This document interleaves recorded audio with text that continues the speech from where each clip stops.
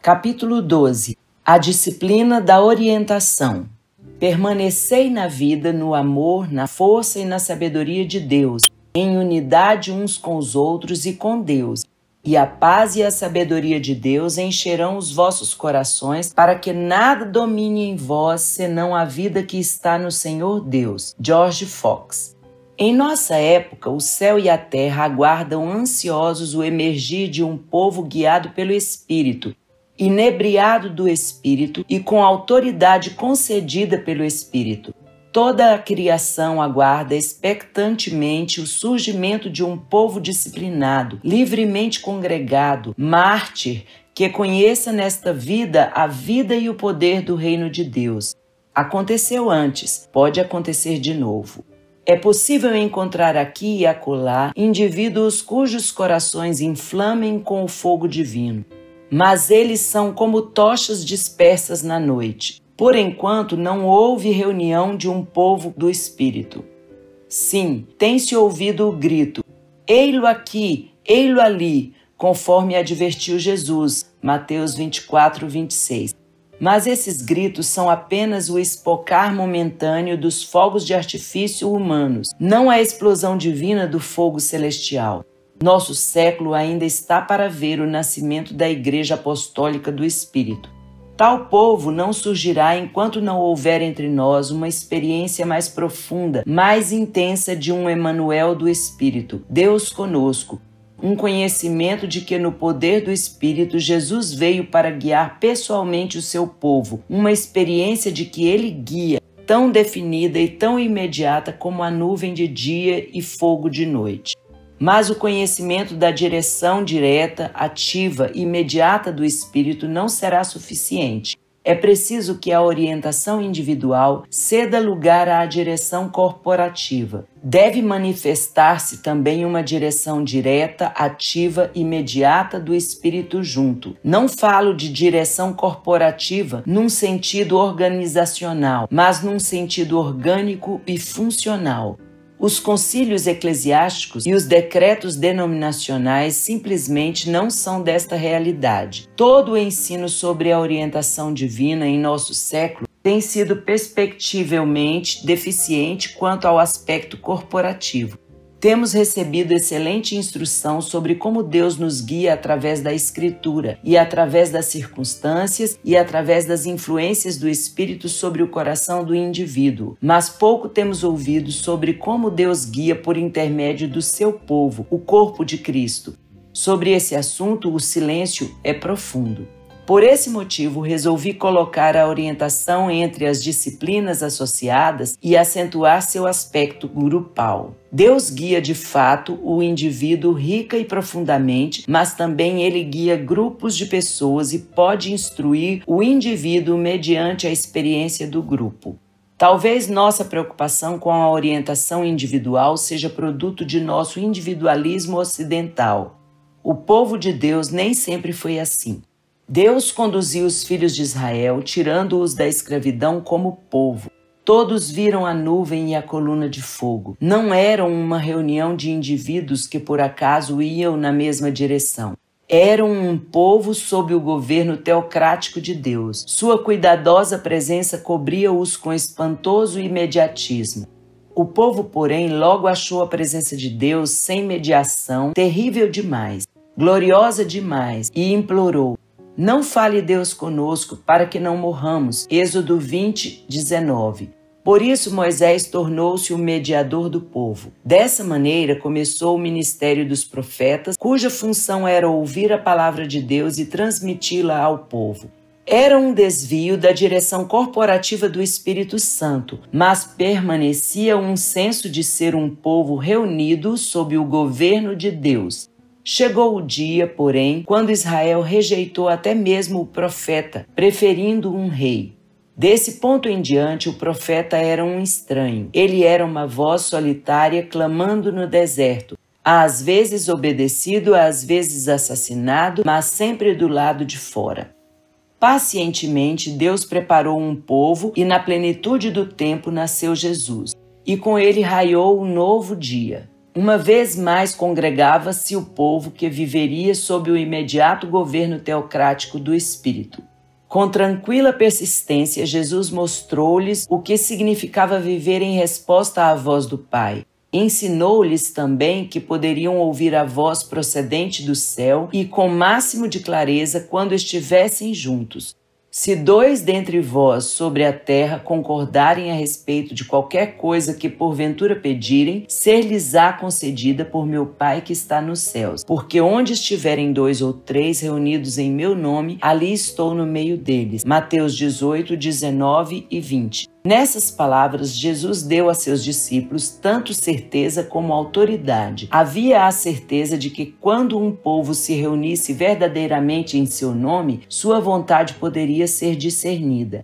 O Espírito Superintendente utilizaria o controle mútuo dos diferentes crentes para assegurar que, quando seus corações estivessem em unidade, eles estariam em ritmo com as batidas do coração do Pai. Assegurava que eles tinham ouvido a voz do verdadeiro pastor, que podiam orar e atuar com autoridade. Sua vontade mais a vontade deles, mais a unidade equivaleriam à autoridade.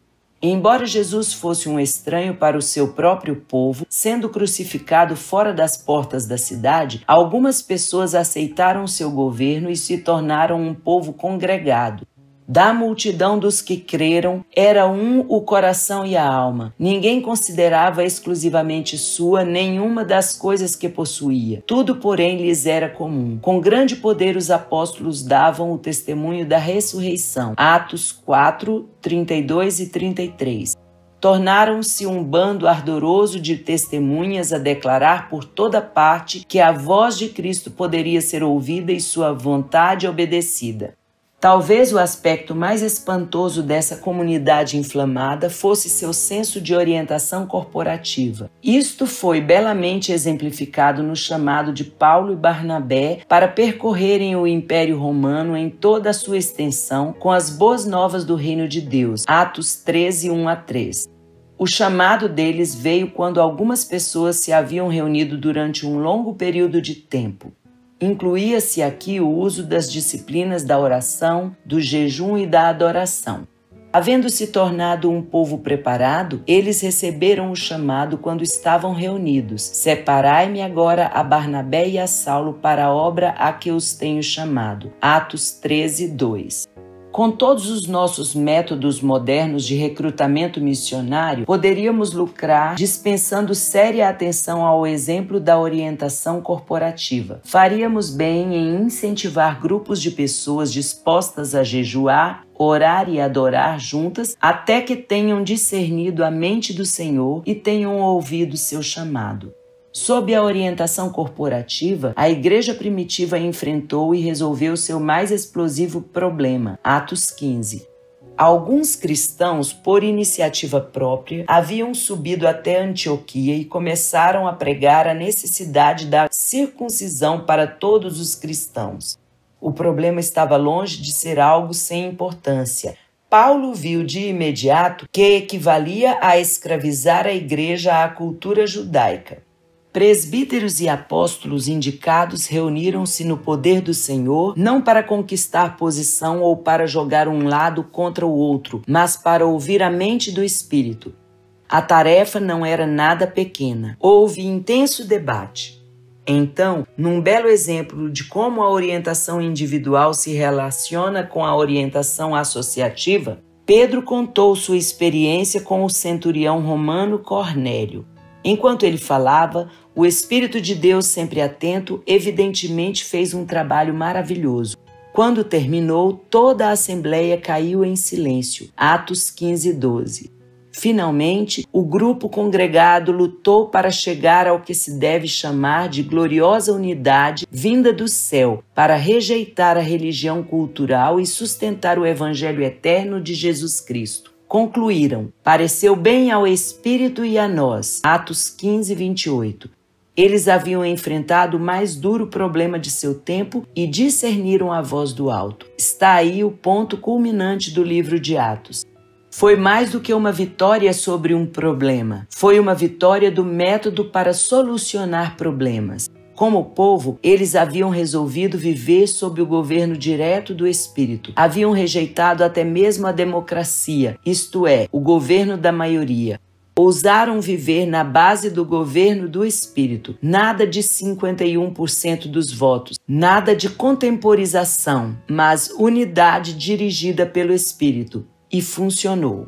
Sem dúvidas, essas experiências de discernir a vontade de Deus em comunidade contribuíram em grande parte para que Paulo visse a igreja como o corpo de Cristo. Ele percebeu que os dons do Espírito eram concedidos pelo Espírito ao corpo de tal forma que estava assegurada a unidade. Ninguém possuía coisa alguma. Mesmo os mais maduros necessitavam da ajuda dos outros. Os mais insignificantes tinham algo a contribuir. Ninguém podia ouvir todo o conselho de Deus em isolamento. Com tristeza, devemos notar que na época em que João recebeu sua grande visão apocalíptica, a comunidade de crentes estava começando a esfriar-se. Na época de Constantino, a igreja já estava preparada para aceitar outro rei humano. A visão, porém, não morreu e tem havido grupos, através dos séculos, reunidos sob o governo do Espírito. Nosso século aguarda tal reunião. Alguns modelos. O bando apostólico não foi do ponto zero às alturas vertiginosas do governo do Espírito em um único salto, nem o faremos nós. Na maior parte, eles entraram nesse reino dando um passo por vez, às vezes adiantando-se um pouquinho mais, às vezes retrocedendo. Quando chegou o Pentecostes, eles eram um povo preparado. Uma vez entendidas as implicações radicais de ser um povo sob a administração direta do Espírito Santo, uma das coisas mais destrutivas que podemos fazer é dizer: parece maravilhoso, a partir de amanhã viverei desse modo. Tais zelotes só conseguiram tornar a vida miserável para si mesmos e para todos ao redor deles. Assim, em vez de sairmos impetuosamente a conquistar o mundo do Espírito, seria sábio de nossa parte contentar-nos com passos mais modestos no momento. Um dos melhores modos de aprender é seguir os modelos de pessoas que lutaram associadamente para ouvir a voz do alto. Um dos mais excelentes exemplos vem do pobrezinho de Assis, São Francisco. Ao que parece, Francisco estava em grande agonia de dúvida para saber se ele deveria dedicar-se somente à oração e meditação, o que era uma prática comum naqueles tempos, ou se deveria engajar-se em missões de pregação. Sabiamente, Francisco buscou conselho. Visto que a santa humildade que havia nele não lhe permitia confiar em si mesmo ou em suas próprias orações, humildemente ele se voltou para outros a fim de conhecer a vontade de Deus nesta questão. Ele enviou mensagens a 2 amigos nos quais ele mais confiava, a irmã Clara e o irmão Silvestre, pedindo-lhes que se reunissem com um de seus companheiros mais puros e mais espirituais e buscassem a vontade de Deus sobre a questão. Imediatamente foram orar e tanto a irmã Clara como o irmão Silvestre voltaram com a mesma resposta. Quando o mensageiro regressou, Francisco lavou-lhe os pés e preparou-lhe uma refeição. Então, ajoelhando-se diante do mensageiro, perguntou-lhe: "Que é que meu Senhor Jesus Cristo me ordena fazer?" O mensageiro respondeu que Cristo havia revelado que deseja que saias pelo mundo pregando, porque Deus não te chamou para ti mesmo somente, mas para a salvação de outros.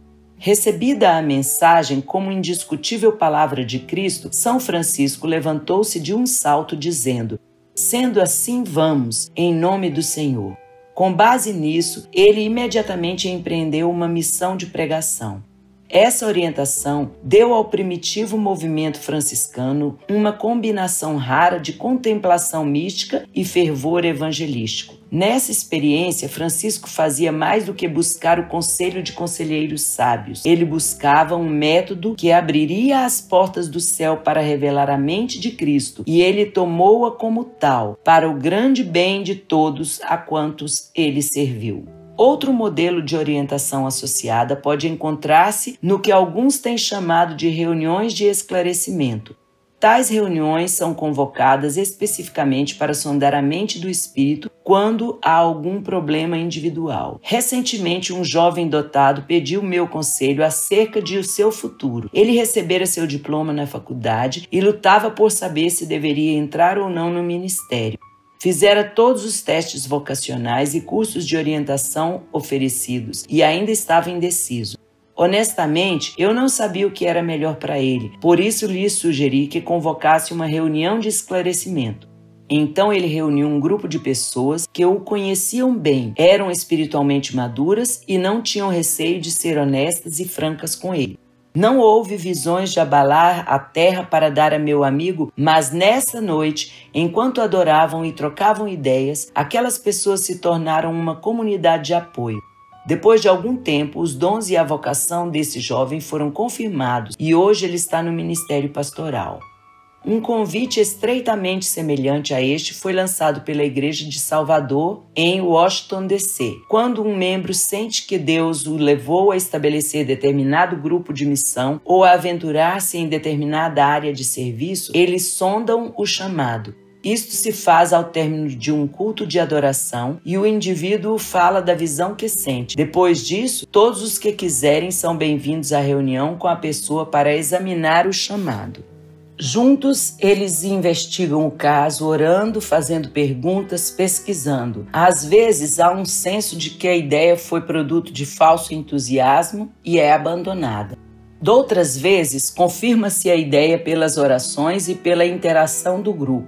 Talvez outros na sala sejam atraídos para o chamado e se apropriam dele. Desse modo, forma-se uma companhia dos comprometidos. Questões da mais alta importância pessoal podem ser trazidas à comunidade crente em busca de discernimento. Recentemente, 2 pessoas vieram perante nossa comunidade declarando que sentiam a orientação do Senhor para que se casassem e desejavam a confirmação de um corpo dirigido pelo Espírito.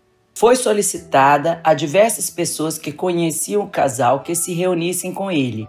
Este é o relatório delas. A comissão especial nomeada para comunicar-se com Marcos e Beatriz com relação aos seus planos de casamento sente-se feliz em apresentar um relatório inteiramente positivo. Reunimos-nos com Marcos e Beatriz e tivemos uma noite de comunhão e oração muitíssimo agradável.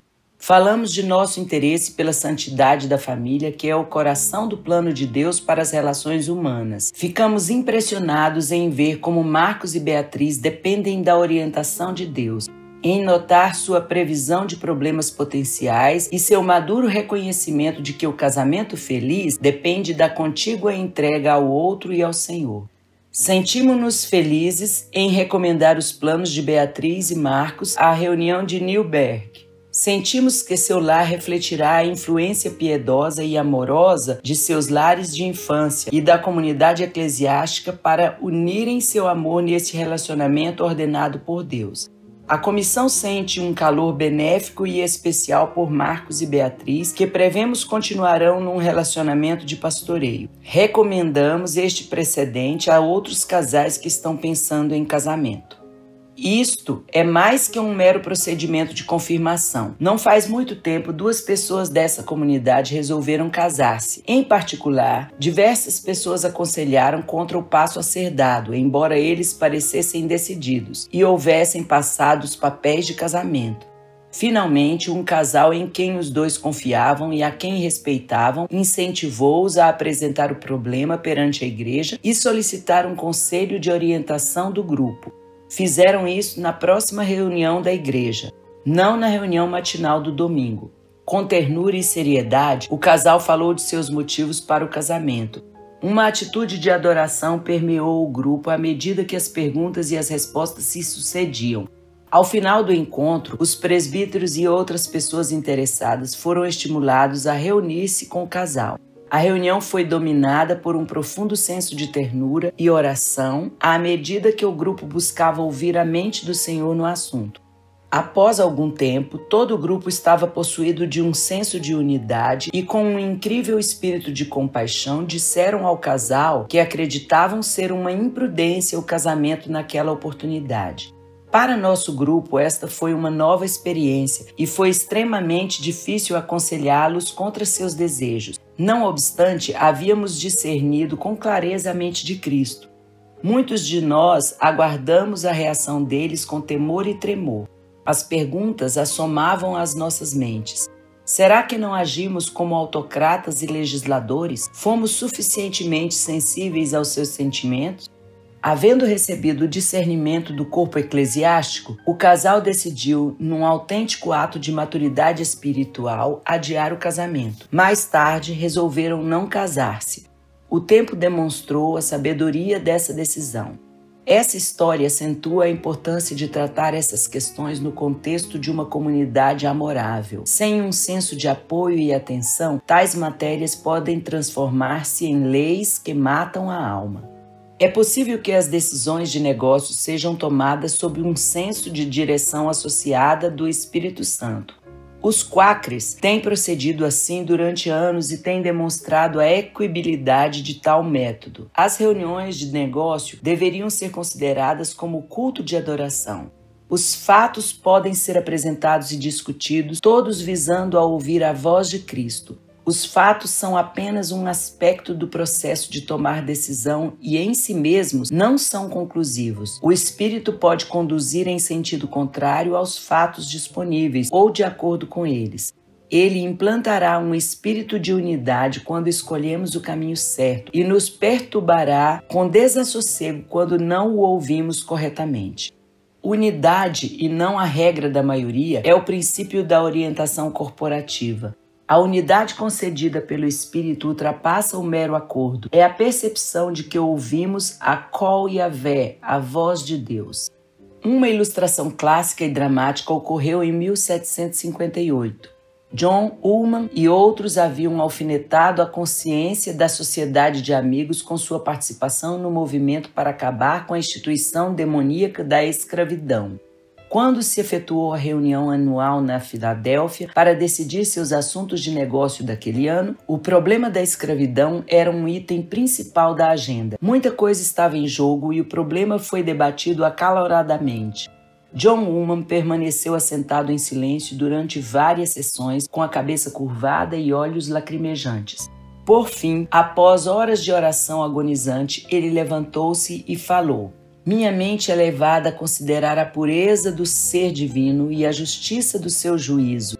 E nesse ponto minha alma está coberta de horror. Muitos escravos continentes são oprimidos e seus clamores chegaram aos ouvidos do Altíssimo. Não é ocasião para delonga. Deveríamos nós agora ser sensíveis ao que ele requer de nós, mas pelo respeito aos interesses privados de algumas pessoas ou por consideração a algumas amizades que não se firmam num alicerce imutável, negligenciamos cumprir nosso dever com firmeza e constância. Deus pode, por meios terríveis em justiça, responder-nos nessa questão." O Conselho Anual fundiu-se num espírito de unidade como resultado deste testemunho compassivo. Responderam como uma só voz para remover a escravidão de seu meio. John Greenleaf Whittier declarou que aquelas sessões devem ser sempre consideradas como uma das mais importantes convocações religiosas na história da Igreja cristã. Essa decisão unida é particularmente impressionante quando reconhecemos que os quakers foram a única organização que pediu aos senhores de escravos que reembolsassem seus escravos pelo tempo que estiveram em cativeiro. Também é surpreendente reconhecer que, sob o impulso do Espírito Santo, os quakers haviam voluntariamente feito o que nenhum dos líderes revolucionários anti-escravistas, George Washington, Thomas Jefferson, Patrick Henry, estava disposto a fazer.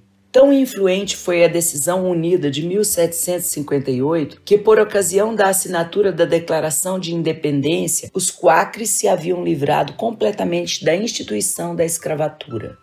Muitas das comunidades cristãs que surgem ao redor do mundo têm descoberto a realidade e quão práticas são as decisões de negócios mediante o governo do Espírito. Os problemas são tratados com a certeza de que a mente do Espírito pode ser conhecida. Reúnem-se no nome de Cristo, crendo que sua vontade será corporificada em seu meio. Não buscam transigência, mas consenso divino. Compareci certa vez a uma reunião de negócios de cerca de 200 pessoas, na qual foi debatido um problema que demandava muita seriedade.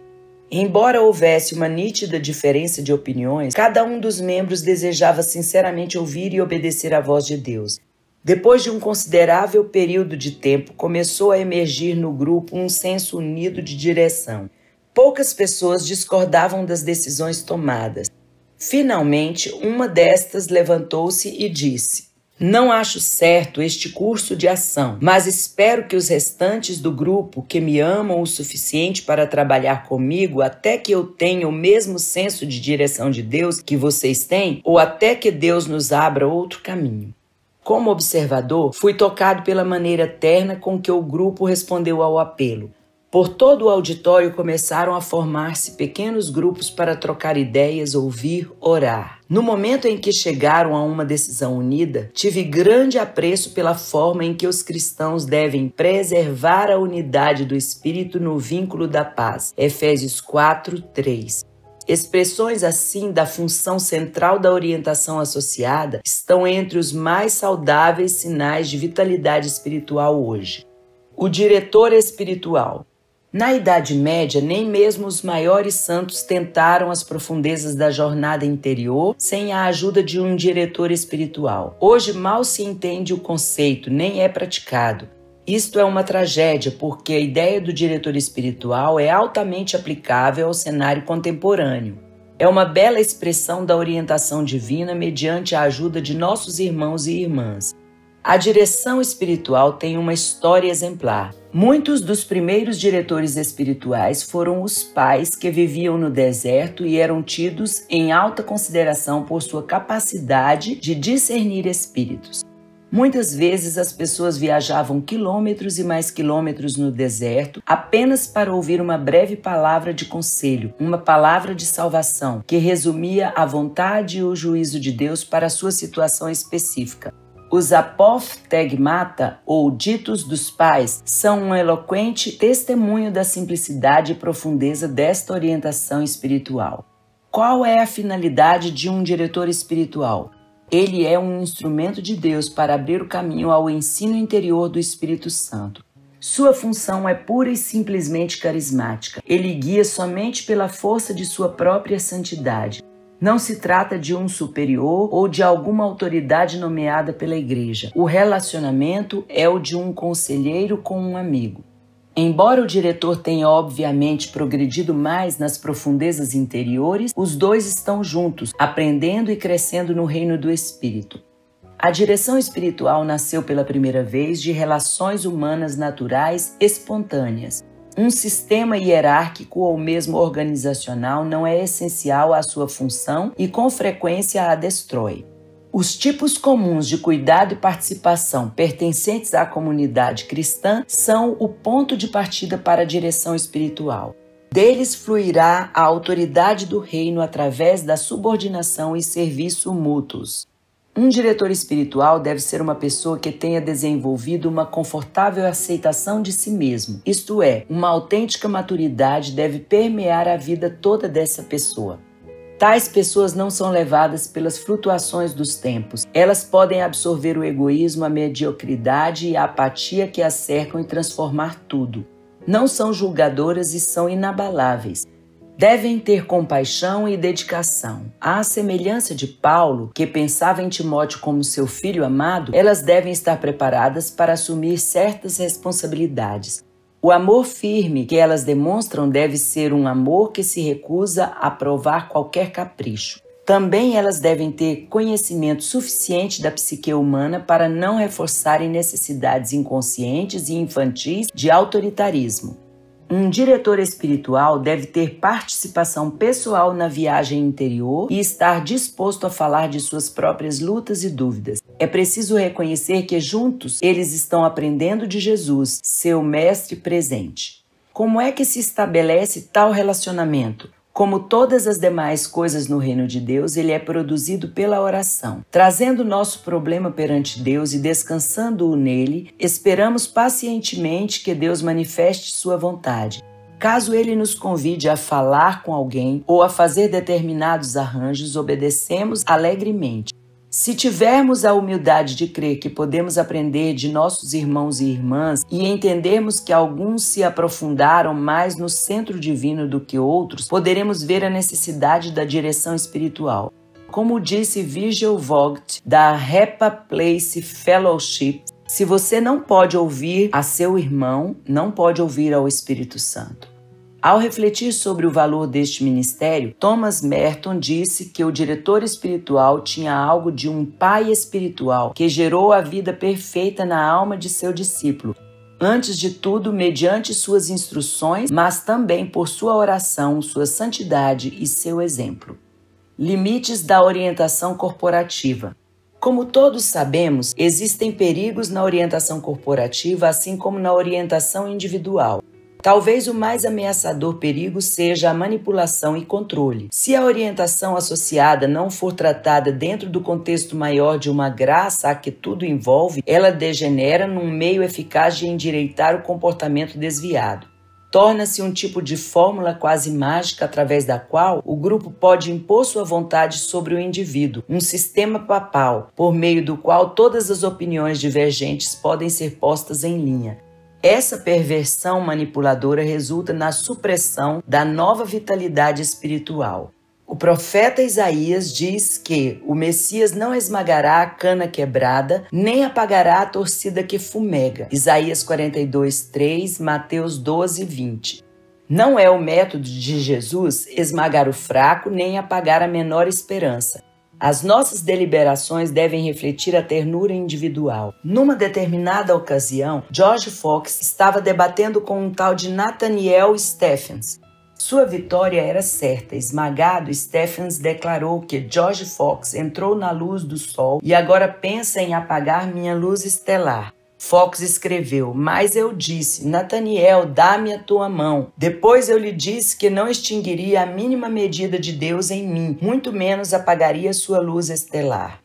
Outro perigo está em que a orientação associada venha a apartar-se das normas bíblicas. A Escritura deve envolver e penetrar nosso pensamento e ação. O Espírito nunca conduzirá em oposição à palavra escrita que ele inspirou. Deve sempre haver a autoridade exterior da Escritura, bem como a autoridade interior do Espírito Santo. Em realidade, a própria Bíblia é uma forma de orientação associada. Ela é um meio pelo qual Deus fala através da experiência do povo de Deus. Ela é um aspecto da comunhão dos santos. Dallas Willard disse: o objetivo de Deus na história é a criação de uma comunidade todo-inclusiva de pessoas amorosas, estando ele mesmo incluído nessa comunidade como seu principal sustentador e mais glorioso habitante. Tal comunidade viveria sob o imediato e total governo do Espírito Santo. Seria um povo a quem o esplendor de Deus cegou a todas as demais lealdades. Uma comunidade compassiva corporificando a lei do amor conforme vista em Jesus Cristo. Seria um obediente exército do Cordeiro de Deus vivendo sob as disciplinas espirituais. Uma comunidade no processo total de transformação de dentro para fora. Um povo decidido a viver as exigências do Evangelho em um mundo secular. Seriam ternamente agressivos, mansamente poderosos, molde raro e apostólico, constituiriam uma nova reunião do povo de Deus. Que o Deus Todo-Poderoso possa reunir tal povo em nosso tempo.